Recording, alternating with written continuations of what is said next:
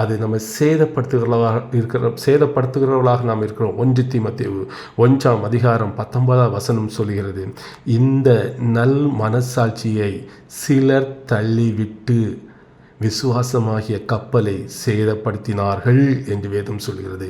இந்த நல் மனசாட்சி ஆண்டவராகிய இயேசு கிறிஸ்து நம்மோடு கூட பேசுகிறவர், பரிசுத்த ஆவியானவர் உணர்த்துகிறார். இந்த நல் மனசாட்சியின் மூலம் இப்படி நம்மோடு கூட பேசுகிறார். அநேக பேர் இதை தள்ளி விடுகிறார்கள். ஏனென்றால் நம்மளுடைய மனசாட்சியும் அதுவும் கொஞ்சம் முரண்படும். இது செய்யாதன்னு கர்த்தர் உணர்த்துவார், செய்யுன்னு சொல்லிட்டு நம்ம மனசாட்சி அதற்கு இடம் கொடுக்காமல் அதை தள்ளி விடுகிறார்கள்.